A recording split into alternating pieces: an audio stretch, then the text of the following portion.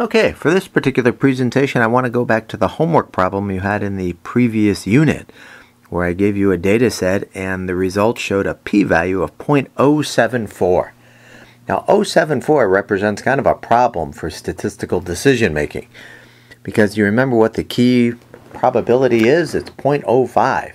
So if I gave you a probability like I did of 0.074, you would have to decide that this result is statistically non-significant. Now, you might be correct with that, a correct no decision here, but you could be making a mistake here. You could actually be saying, oh, that wasn't significant, but it was pretty darn close.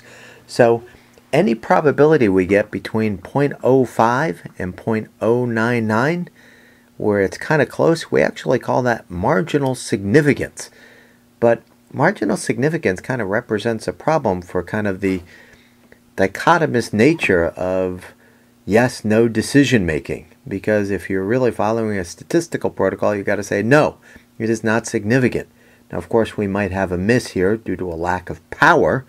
We just need to add sample size, which might be the case, but the marginal significance things really represent a problem for statistical decision making. So there are a couple of things we can do about this, and the first thing I'll share with you, which is on page 256 of your book, is sometimes statisticians decide, instead of having two tails on the test and having non-directional tests, so if it's a Z situation, that 196 positive or negative, so you have to get a score in the upper or lower 2.5% of the distribution.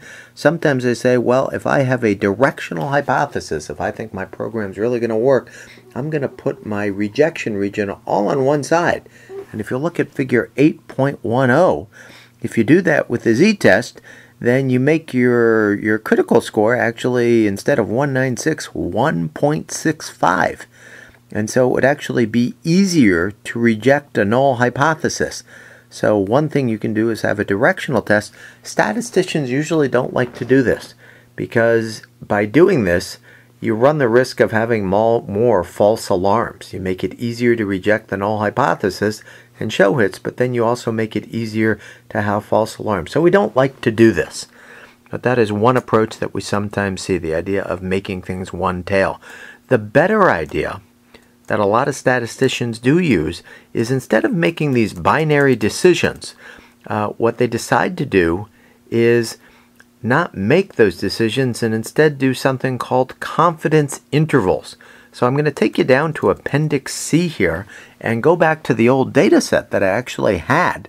With Appendix C, you take 3 people, you design an asthma program for them, and then you look at their quality of life. And the idea with a confidence interval, or it's called estimation, I think I've got the book pages on that as well for you. Let's see, what did I write down there? For estimation, page 300 of your book. Let me turn to that as I talk. We will get there. The idea is called the confidence interval. So if I take that program and go down to Appendix C, and I take that program and I say, in general, instead of saying, is it significant or not, but if I say, how much should this program really help people?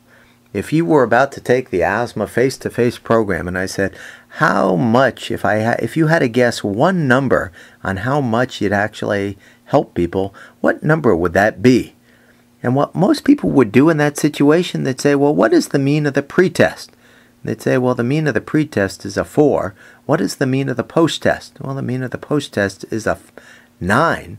So if I had a guess on how much my program is going to help people, I would say 5.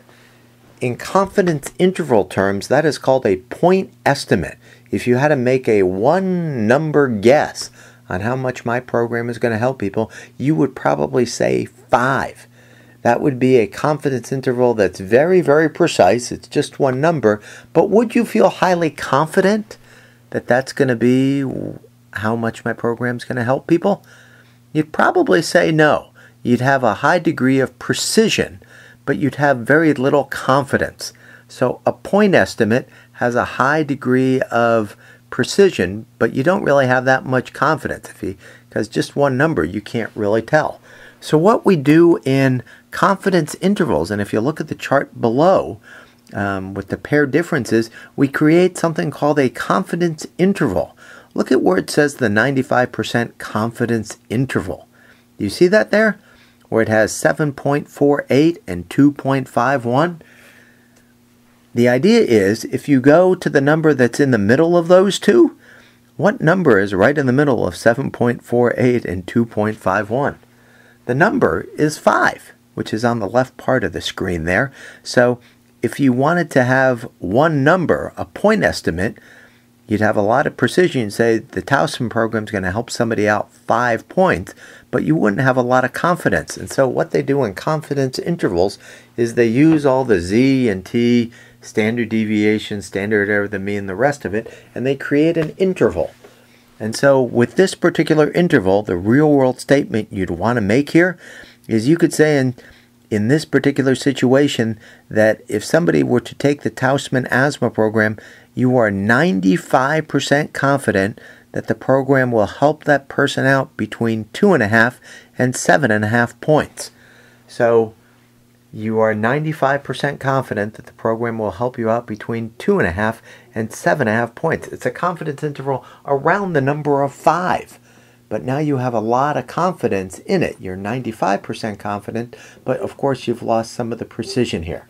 But this idea of estimation and confidence intervals, some people prefer this over the yes-no hypothesis testing idea. So I hope that makes sense for you, and that'll conclude this lecture. Thank you. Bye-bye.